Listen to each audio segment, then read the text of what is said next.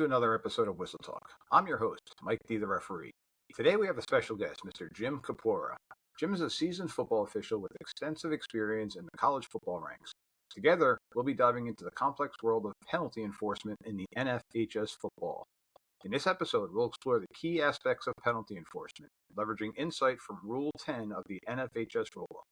Penalty enforcement is one of the most challenging areas for officials, and understanding the nuances is crucial for maintaining the integrity of the game. It's coming up next on Whistle Talk. Are you a football fan? Have you ever found yourself wondering what in the world was that ref thinking? Well, Mike D, the referee, is here to help. Join me on Whistle Talk as I talk to professionals on the field and in the booth to help you understand what is going on inside the mind of a football official. All right, ladies and gentlemen, welcome back to the next episode of Whistle Talk. Today I've got the honor of having with me longtime official, Mr. Jim Copora. Jim is coming to us from the Pennsylvania area, but Jim does do a lot of helping out and work here in the state of New Jersey. So, Jim, thank you very much for taking your time today this afternoon. How are you doing today? I'm well, Mike. Thank you for having me on. It's a privilege, and I appreciate the invite very much. Thank you. No, it's a privilege for me. Thank you very much. So, Jim, tell our listeners a little bit about yourself. So I grew up in Easton, Pennsylvania, which is right on the New Jersey border, separated by the Delaware River. And my mother was from Phillipsburg. My father was from Easton. So those who might be somewhat familiar with the tremendous Easton versus Phillipsburg Thanksgiving Day football rivalry, I believe the first game was in 1895. And other than COVID in 2020, I believe they played the game every year, including World War I, World War II, the Korean War, Vietnam, and so on and so forth. So I grew up every Thanksgiving Day. It was just kind of a really big deal. Both communities were really football hotbeds when I was a little boy growing up. And oftentimes my father would take me to an Easton game on a Friday night and a Phillipsburg game on a Saturday afternoon or a Saturday night if they were at home. And it was always Thanksgiving itself was a big deal based on who won. It was kind of a family thing. And so, again, I grew up around, I should say, really quality high school football. And, I've been a jock all my life. I say that kind of with pride and not in any way to be ashamed of that. I've coached high school basketball. I've officiated high school college football and high school and college softball for a long time. And both sports have been great to me. I've been so fortunate. I was an Atlantic Coast Conference football official for 21 years. And during that time, I had the opportunity to officiate 278 ACC assignments in 21 years and 13 postseason games. So I've had a very fortunate and blessed career. And at this point in my life, I'm trying to mentor and give back to some folks. I have returned to the field after retiring from the ACC at the end of the 2021 season. And I knew some folks in New Jersey, and they kind of got me started up with the NJFOA. And it's been very warmly received and warmly welcomed. And it's become a pleasure of mine and a privilege to be involved with the NJFOA. So I guess that's probably enough of a background, Mike. But thank you for asking.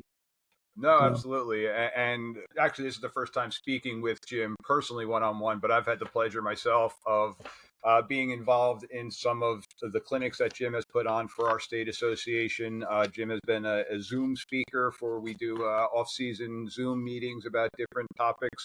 And Jim has come on and helped out. So Jim's been a great influence for us here in New Jersey, a great resource that we've been able to kind of pick his brain about. And with the years of knowledge that he has, it's definitely been an outstanding thing for me personally, I know, and for people that I speak with in my Shore chapter, our association down here in Central Jersey. It's definitely been something that we do appreciate, Jim. So thank you again for helping us out. Well, it's very kind words. I'm appreciative. Thanks, Mike. Absolutely.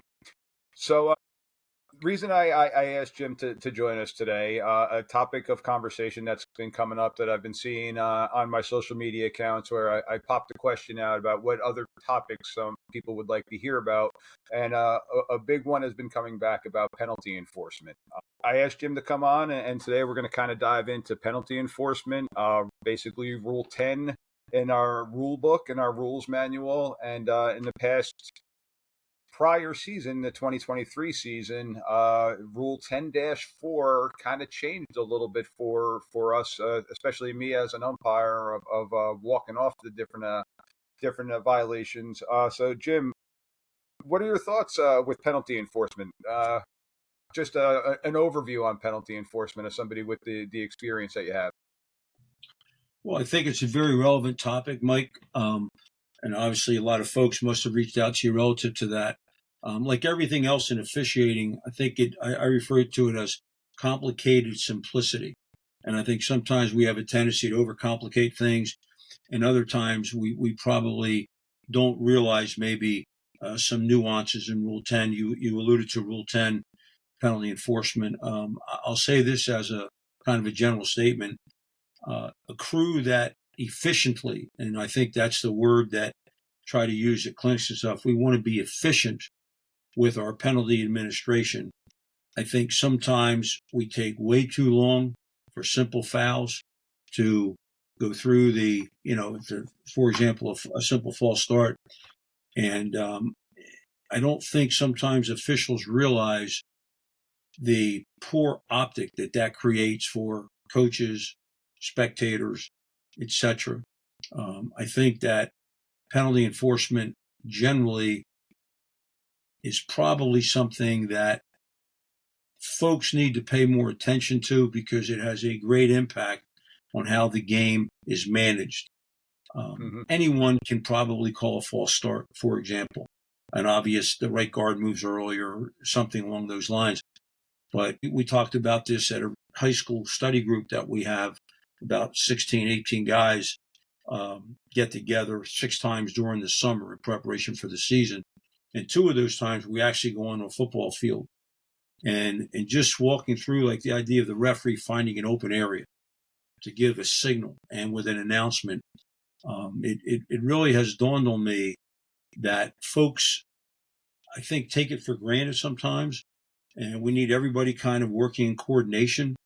And that probably suffers a little bit too. So I guess what I'm saying in a very long-winded way, Mike, is penalty enforcement is an integral part of a game. And how we handle that as a crew, and certainly in particular the referee with a white hat, I think it goes a long way to almost giving folks, coaches, and spectators confidence in the crew, or conversely, maybe a lack thereof. Absolutely. And one of my previous guests that I just had on is a white hat official in Central Jersey, and we were actually just talking about just the mechanics behind being the white hat, the crew chief, and the optics. And most recently, with one of our Zoom sessions that we had, Jim actually was going over the different techniques, different optics, and just using the microphone and different things like that, of how it does play an integral part in the game, and selling, in essence, the calls, making it, doing things with confidence, and really just how we're trying to basically show our professionalism on the field, along with having the game run correctly for all the people involved, the coaches, the spectators, the players. Because one of the big things that I've found with penalty enforcement is the lack of knowledge by, say, the PA announcer, or the lack of knowledge by the crowd, not understanding. And if we're doing it confidently as a good crew, and doing it efficiently, as you mentioned, I think it helps smooth over those people that are thinking our game at the high school level is not the NFL level. So I think that's where we tend to get into a little bit of trouble. Is that's where the fans start to heckle us. Jim, what are your thoughts on that? Well, I think you hit it right on the head, Mike. Again, how we are perceived in officiating goes a long way. Just, hey, you had a good game or you didn't have a good game. We could probably cite numerous examples where a crew maybe got a given foul scenario correct, but it might have taken long, or there is no announcement, or the referee's announcement isn't very good, and it just gives a very bad vibe. It really detracts from what the crew is doing. So I don't think it can be overemphasized, but at the same time, it's not rocket science, and we have to find a way to kind of have a balance to that. But referees, I don't, if anyone's out there as a referee, and whether or not you use an actual microphone, we know in high school some schools have a microphone. The majority of them, at least my understanding in New Jersey, is that they do not. But all that being said, a referee's announcement is absolutely critical, and it goes a very, very long way to the entire crew, the effectiveness of the crew. And Mike, you mentioned that at a recent NJFOA off-season Zoom training, we did a thing called use of the microphone. And I think, and I'd like to think at any rate, that we're getting better as an association, but there's always room for improvement. But the first and foremost thing is that referees understand how important it is. It really does matter. I won't bore anybody, I hope, with this, but a number of years ago, I was in a game, an ACC game at a school called Virginia Tech, and their opponent was Georgia Tech. And to make a long story short, the referee himself called a roughing the passer against Virginia Tech. And all that's all good, and everything else is flags down, and the umpire marks off the 15 yards. But the referee's announcement was, and I think I'm quoting this verbatim, was personal foul roughing the passer against Virginia. And I mean, the people of Virginia Tech, they went out of their minds. I mean, it was in the second quarter, as I recall, and the rest of the game, no matter what the referee did, announced, said, the 70,000 people were just out of their minds over this. And it sounds a little bit funny, a little bit humorous, but trust me, it's not. And our supervisor at the time, I can't tell you how upset he was. And then we find out on Monday, you fly home and all that stuff, and we get an email from the athletic director of Virginia Tech saying that, you know, if you guys don't know where you're at, like this is not a very professional, a word Mike you used earlier, this is not a professional look. You know, basically, what are you doing? Yeah. And so it does have a much bigger effect than folks might realize, both ways, positively and negatively. And to reinforce that point, you're talking about something that on the ACC network, possibly on ESPN or major TV channels game where, okay, that's going to get the optics. But now today, us as the high school officials, how many cell phones are out there? Who's putting this on Instagram? Who's making the different clips? We're on Huddle now too. So it's still now something that has trickled down, and our optics still do make a difference, because I've seen the Instagrams of how somebody on the sidelines in the crowd caught a particular play that maybe was a missed call or maybe was a perceived missed call, but they got it on video somehow, and now it's viral all over the place. So it is something that we're dealing with at the high school level now too, because it does get publicized and put out there, especially if the optics look bad with it. Well, you're 1,000% right, Mike. And frankly, you know, in a variety of situations, one of the things you've probably heard me say on a Zoom meeting is, you know, one of our jobs as officials is to eliminate avoidable mistakes. And when we don't do that, things tend to go south for us. And it's an easy fix. It's just kind of paying attention to detail and having your mind concentrating on the game and whatnot. But again, to your point, the overall point, the scrutiny that officials are under in the year 2024, and I'm sure going forward, is greater than it's ever been. And that certainly includes, Mike, as you stated, at the high school level. There's no question about it. The days of, you know, I know when folks started years ago, we were always told, if they don't know who ref the game, you had a great game. That ship has sailed, turned over, and capsized. I mean, that's just the reality of it. People know, coaches know, athletic directors know, you know, if a game's good, bad, or otherwise, at least in their mind, it might not be accurate, but there is a perception out there. And I'll never forget one time I was flying home on an airplane, and a guy came up to me as I was getting onto the plane from the gate, and he said, "Where do I know you from?" And I said, "I have no idea." He goes, "I know you from somewhere." So I don't know where that, you know, kind of playing is. "Oh yeah, I see you on TV." And I'm like, this is unbelievable. I mean, you'd have never thought something like that. Yep. And to your point, in high school today, there's no question. Parents, grandparents, obviously coaches, huddle, whatever other platform is utilized, officials are under scrutiny like never before. And that's maybe just the reality of it, but we should accept that and not try to push against it. It is what it is, and it's not going to change. So I think part of it is, yeah, so let's look good, let's sound good, let's be professional in what we do. That's probably part of what we signed up for in this day and age. Absolutely. So now, with that, kind of let's dive a little bit more into the penalty enforcement aspect, if you don't mind, Jim. Rule 10-4. I'm sure you're kind of familiar with it if you don't know the exact terminology, and I don't know many people are, but Rule 10-4, and I pulled out the book here, goes over now basically how we're spotting the ball on different fouls. And the easy example I'm going to give to the listeners is at the high school level, if we had a holding penalty, on the offense, and our rule book is referring to A and B, K and R, but for our listeners, we'll talk offense, defense. So if we have an offensive holding penalty by a tackle, and that penalty was, say, 5 yards in the backfield, prior to this rule change, we would be marching that penalty off. If it was accepted, we'd be marching that penalty off from 5 yards deep in the backfield. So that would, in essence, be a 15-yard penalty. With this rule change now, we are going back to the basic spot, and in this scenario, it would have been the previous spot.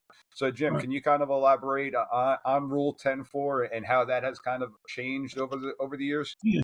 Well, yeah, and I think what's happened in high school football, and I know some folks throughout the country that represent their state at the annual meeting in Indianapolis. The high school federation office is in Indianapolis, as is the NCAA office, and really they're right across the street from each other. So, at any rate, to Mike's, the rules for football have always been different. High school rules are different than college. College is different than the NFL, and there's vast differences that the average person would be, frankly, overwhelmed to even know the number of rule differences. But what Mike is alluding to, starting in the 2023 football season, the National Federation changed their penalty enforcements. And Mike mentioned Rule 10, Section 4. And he gave a great example. In the past, if a team committed a penalty behind the line of scrimmage, they would be penalized most of the time from the spot of the foul, which in essence would really make it hard for the offense to continue their drive. So in 2023, the National Federation Football Rules Committee changed the rule, which is now very, very close to the NCAA rule for penalties by the offense. And what the essence of it, the intent of it, is to give the offense more of an opportunity, I should say, to recover from, say, a 10-yard holding foul, where in 2022, if the team started at the 50-yard line and they had a holding penalty 10 yards behind the line of scrimmage, the next play would be, instead of 1st and 20, it would have been 1st and 30, which is almost impossible to overcome. So now, again, not to be redundant, but as Mike has pointed out, this year and last year would be now 1st and 20. That's still not good, but it's a much more makeable drive scenario to continue the drive. The other thing that I like what they did is that defensive fouls are a little bit more in line now with collegiate rules. What's the word I'm looking for? I'm not preferring college rules over high school rules, but in every rule change that exists, the idea is to create a balance between the offense and the defense. That's a difficult thing to do.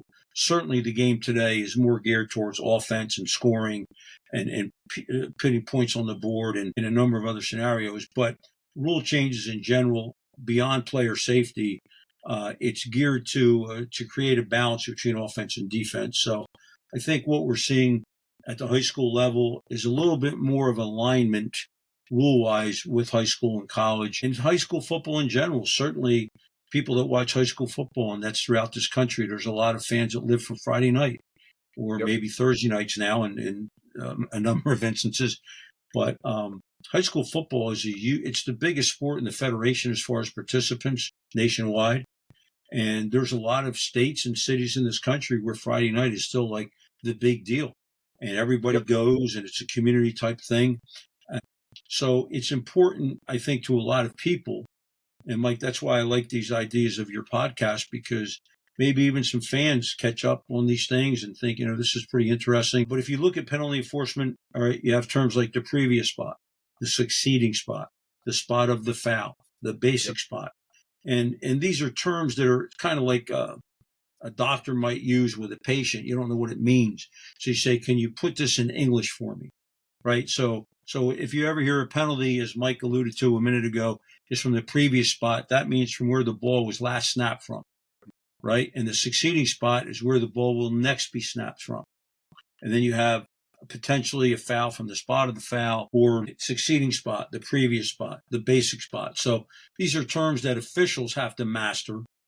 And as a fan, you might not know what the previous spot is, but if someone says, well, it goes from the line of scrimmage, 10 yards or 5, whatever the scenario is, that's a lot more understandable.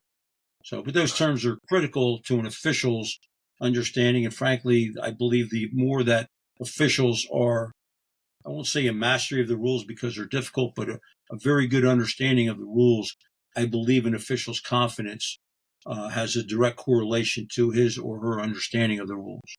Correct. So, all right, let me throw out a basic scenario for you now, Jim. Offense has a nice run. Let's say they gain 10 yards. So it was 1st and 10, they gained 10 yards. But now one of their wide receivers was caught holding, and that holding penalty now happened 5 yards beyond the original line of scrimmage. Where are we going to mark that penalty off from? Okay, so let's say we start at the 50-yard line, so we have an actual yard line. The guy runs the ball to the 40, what we'd call the plus 40. That means on the plus side of the 50. So on the defensive team's 40. And we have a hold at the plus 45 by number 82, who's a split end, whatever. So because the hold is behind where the guy got tackled at, okay, we would go from the 45 back 10 yards. So we would have a 1st down and 15. Mm-hmm.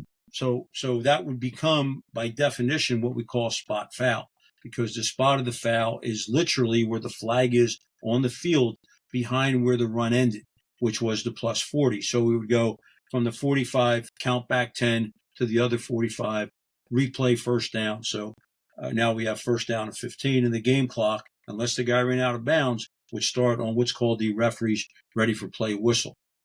Yep. And for our non-officials that are out there listening, Jim just kind of broke it down on how we were tested. The verbiage and the terminology that he used was basically what we would see on our tests of knowing where the spot is, knowing what's going on with the clock, all those different things. And that's kind of how it breaks down for us.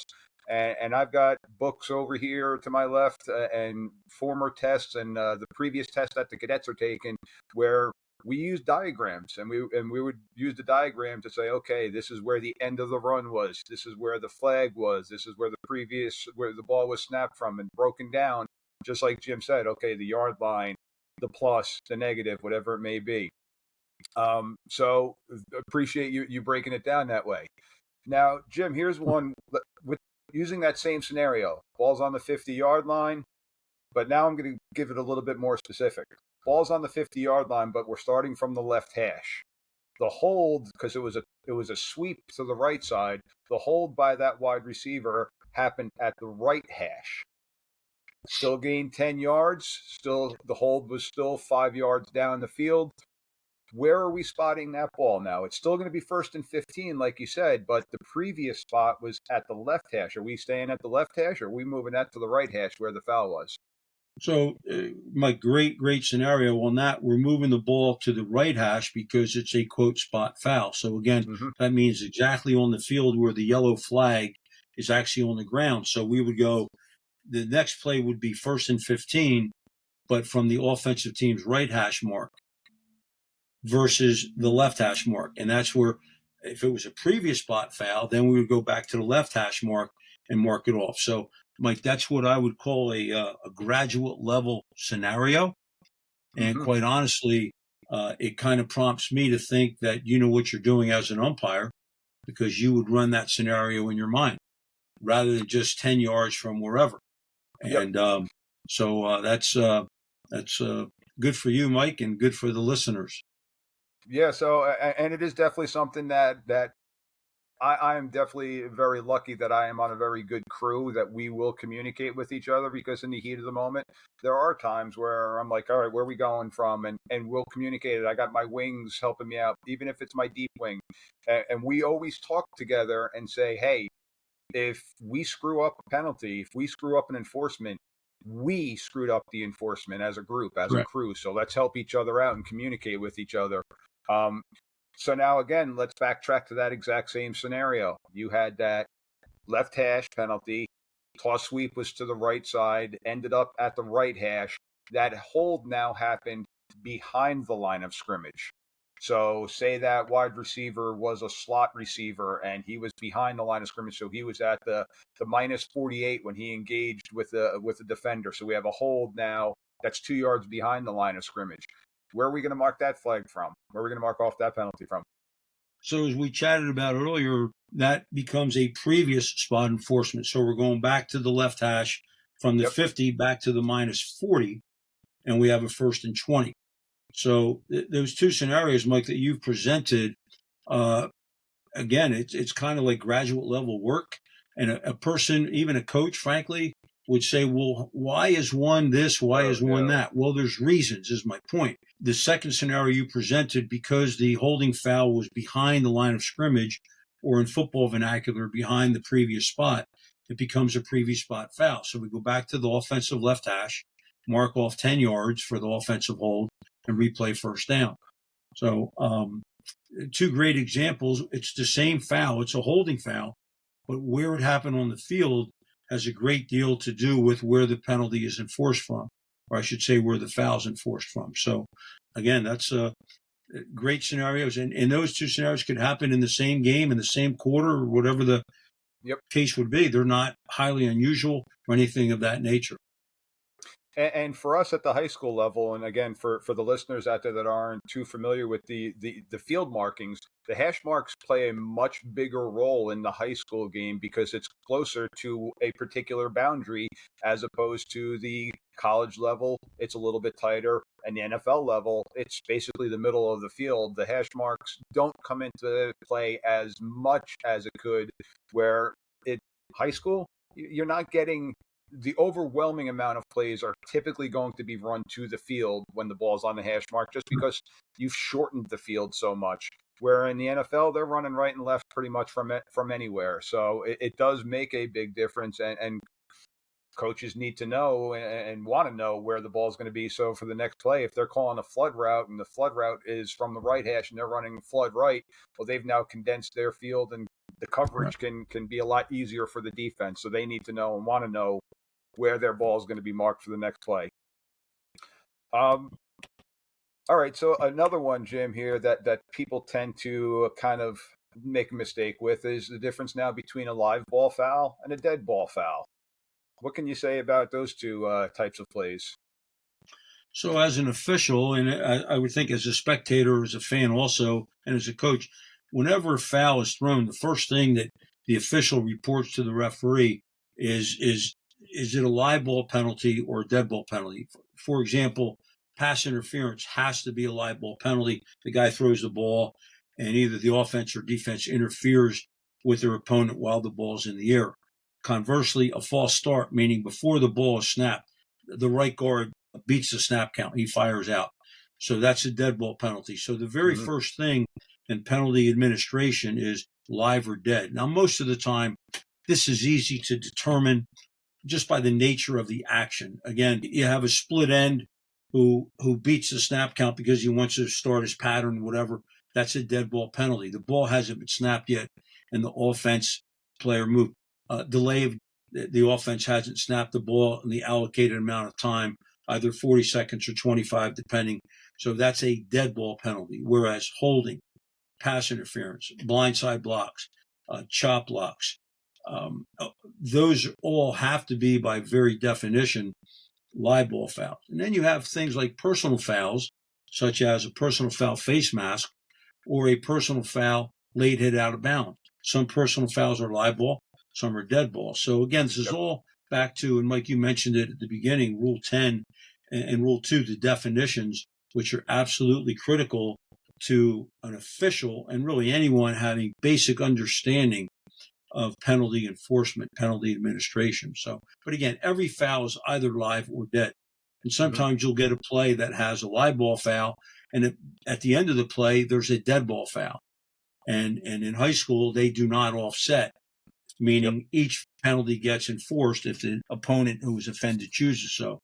So I think what it all means, Mike, is it gets back to what I said. It's sort of complicated simplicity. It's not that difficult, but it's not, everyone doesn't understand it, even though they may feel they do, quite frankly. Yep. And a scenario that I've brought up to some coaches on some previous podcasts, and to kind of reiterate this one, 4th down, team goes for it, and they come up a yard short, but the play happens and the runner goes out of bounds, and now all of a sudden we've got a late hit out of bounds. Right. That's a dead ball foul, and that's a dead ball foul, and that's after the play has ended. If that runner did not get the first down, did not get the line to gain, the defense is going to get possession of that ball because the down marker is going to switch. It's going to be a change of possession, but then because it's dead ball, we're going to mark off the 15 yards from that. And a lot of coaches in the heat of the moment see that flag come out for that dead ball foul, and they're like, oh, automatic first down. And like, no, coach, it's not. It's after the play was over. It's after the change of possession. They're getting the ball, but you're getting 15 yards out of it. And well, the offensive coaches, they want the ball. So that's one that a lot of coaches get definitely a little bit upset with. Great example. And then again, that's not, I wouldn't say it's typical in every game, but it could certainly happen at any point in any game where there might be. And let's get back to where now the referee's microphone announcement, or just his announcement, is critical. Okay, after the play is over, we have a dead ball, personal foul, number 18, whatever's on defense. Okay, it'll be 15. However, it's first down for Team B or their defense because Team A did not make the first down initially. So. Again, there's a lot of principles that have to be understood and have to be clearly in an official's mind to have good and proper penalty enforcement. Yep. All right, Jim. So I continue to kind of throw peppering you here with a couple of different scenarios. So 1st and 10, we'll go from the 50-yard line. We'll keep it consistent. Go 1st and 10, 50-yard line. We got a holding penalty on the offensive lineman, number 76. Runner gained 5 yards. On the tackle, the defense, number 56 on the defense, gets called for a 15-yard face mask penalty. So we've got a hold on A, and now we've got a 15-yard face mask penalty on B. So hold on the offense, 15-yard on the defense for the layman's terms. 2 live ball fouls, Jim. What are we going to have in that scenario? So what we would have is hopefully a referee's announcement which says something like holding number 76 offense, personal foul, face mask, number 15 on the defense. Those foul offset will replay first down. I mean, that would be the ideal scenario. Okay, and they're what are called offsetting fouls. Offsetting mean that since both teams committed live ball fouls before a punt or some other scenario that is a little bit down the road, and we would simply replay the down. So it's 1st and 10 again at the 50 on the left hash, if in fact that's where the play had started from. And again, to the point I'm trying to make, the referee's announcement on those scenarios, anything kind of unusual, announcements take on that much more importance so that everyone has an understanding. Okay, I understand, and when you hear it, okay, now it makes sense, so to speak. So it's very important. And the reason I threw that scenario at you now is, and this is one that we hear from the coaches, well, the defensive penalty was a 15-yard penalty as opposed to the 10-yard penalty by the offense. That the yardage doesn't offset. Why do the penalties then offset? And that's a question that we have to explain to them. Well, you had 2 live ball penalties. Unfortunately, although one was more of a personal foul, it's still a live ball penalty, and 2 live ball penalties are going to offset. So a lot of people are thinking that, okay, we should march back 10 yards for the hold and then march the 15 yards off for the face mask, making it 1st and 5, where that's not the scenario. So that's why I kind of threw that one out at you. Yeah. And again, the key is live ball. We actually had a play last year where we had live ball illegal motion with a defensive pass interference. And exactly what you said, Mike, the coach is like, well, how comes we don't get 10 yards out of this? Yep. In other words, the DPI, and as a coach, these are offsetting live ball fouls. It's okay. All right. I mean, that was kind of what had to be planted in his mind, a seed that had to be planted. Okay, I get it. That kind of thing. And, but to your point, anything unusual, sometimes folks don't quite grasp, and they don't grasp the live ball versus live ball, potentially dead ball, which we'll probably get into at some point if I'm understanding you well, Mike. Yep. All right. So our next scenario out there, we got same 1st and 15, 1st and 10 from the 50-yard line. We got a hold on the offense on. Well, actually, let's reverse it. We're going to go with a defensive play. So we got a defensive holding by the linebacker on a tight end, live ball foul, but the ball was passed to an outside receiver, say running a slant, and now we have defensive pass interference. So you have a 15-yard defensive pass interference, plus you got a 10-yard holding penalty, both on the defense, 2 separate flags. What are we going to do in that scenario?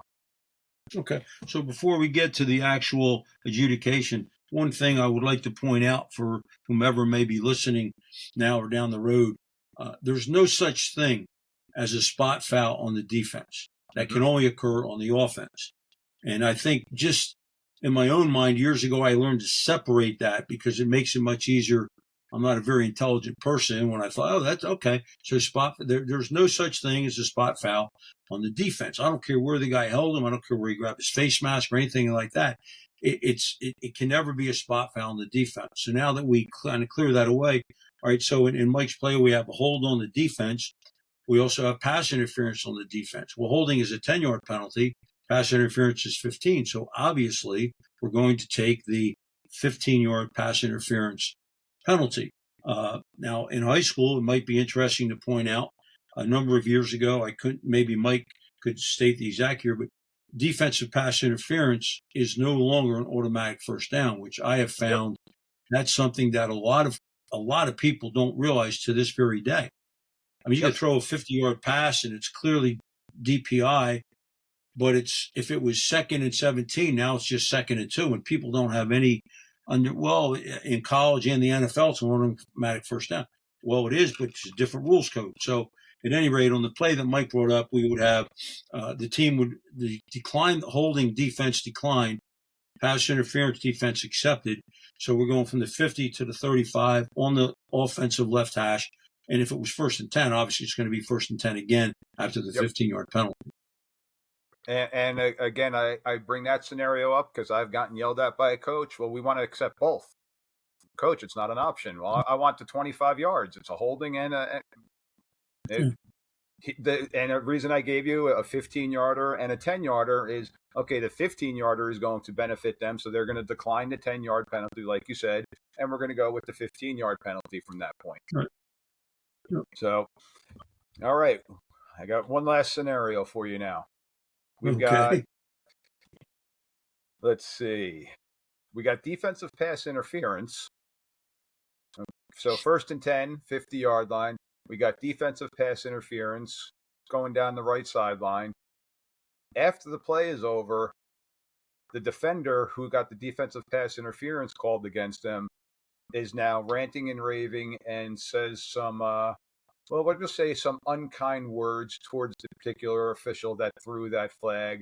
And now a second flag comes out for an unsportsmanlike conduct penalty. What are you going to have in that scenario? Yeah, so in this scenario, we have a live ball foul and a dead ball foul. So I think that's the first thing that folks would have to separate in their mind. The live ball foul, the defensive pass interference, 15 yards, we go back to the left hash from the 50 down to the 35. And then, because we have a dead ball foul, all right, we have a dead ball unsportsmanlike conduct foul against number 8, whatever it would be. And we would go from 35 down to the 20, 1st down and 10, left hash for the offense at the plus 20. So, but the reason that both of those can be enforced to the previous question is because one is a live ball foul, the other is a dead ball foul. And that's something that officials probably have a pretty good grasp on. But to Mike's, I think, theme a little bit, coaches, spectators, they might not quite grasp that. Well, how comes it's 30 yards against us?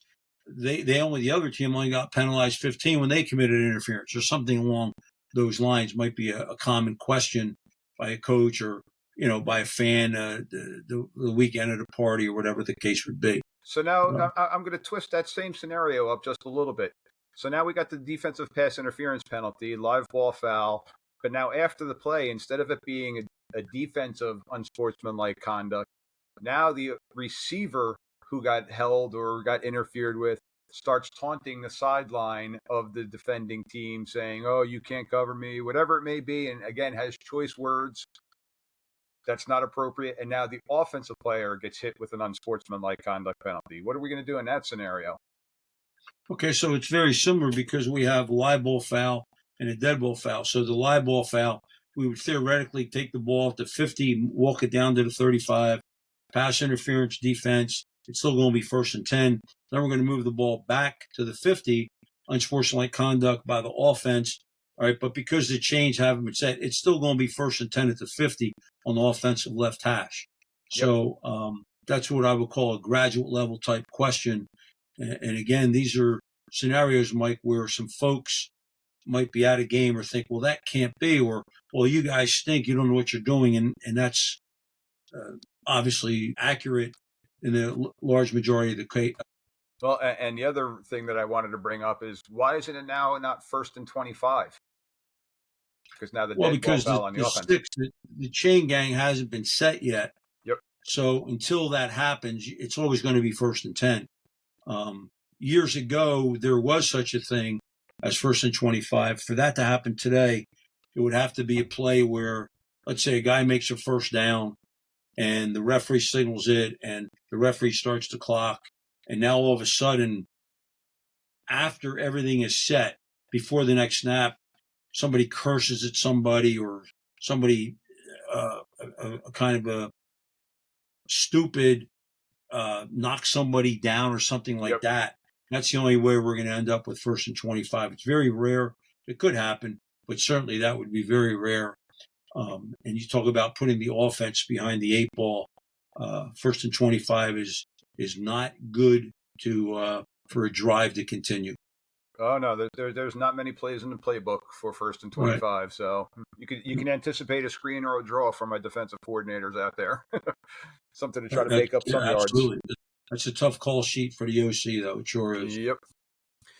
All right, Jim. Again, I appreciate you taking your time out today. So I've got one last situation for you, and this one's going to deal with something that we as officials like to talk about as clean hands and dirty hands. So during a legal forward pass, the ball crosses the neutral zone, so we got a legal forward pass. The offensive receiver was illegally in motion. B now intercepts that pass, and they return the ball, but on the return, there is a clip by a defender who is now blocking for the returning, for the defensive returner, for the defensive back who may have intercepted it. What kind of scenario do we have there? So we've got a live ball foul because it was an illegal motion penalty on the offense. Okay, it wasn't a false start, which would have been a dead ball foul. We would have killed the play immediately. But illegal motion, so a live ball foul on the offense. Then we have a turnover, and then we have a live ball foul on the defense. What are we going to do in that scenario? Yeah, so what the defense in 99.99% of the cases, Coach, do you want the ball? Yes, of course we want the ball. Okay, Coach, you have to decline the illegal motion penalty by them, and then you're going to get the ball, but you're going to be penalized for your foul, either from the spot of the foul or the end of where your guy got tackled. Okay, kind of what's worse for you. But so if we start at the 50 and we have illegal motion, which we know is a previous spot foul, the guy throws a pass, it's intercepted, say at the 30-yard line, and the guy runs it back for a touchdown. But we have a hold or something on the defense on the run back. That becomes a spot foul. So we go 10 yards from wherever that flag is actually on the ground. If the guy intercepts it at the 30 and he runs back 2 yards and holds up at the 40, then we would go back from the 32 back 10 yards to the 22. So what I've always tried to speak and whatever explain to folks is if you have 2 penalties, one against each team, it can either be offsetting or you use the term, Mike, clean hands. In other words, the defense on your play, they did nothing wrong until after the interception. So if you didn't do anything wrong, why should you be penalized before you did anything wrong? So the theory, the rules are, well, since the defense legally intercepted the ball, if they want to keep it, they can. The caveat being they still have to get penalized for what they did wrong. Hold, block in the back, whatever the particular scenario is. Again, you've gone over a lot of potential scenarios, and some are easier than others, but it shows that, again, it's kind of a complicated, simplistic approach to this. But if you ask yourself, again, did the defense do anything wrong before they got the ball? The answer is no. It's only right that they still get the ball. Correct. That's the most equitable way of doing it. And for the listeners out there, a scenario where it would have been dirty hands is if the penalty by the defense happened before the interception occurred.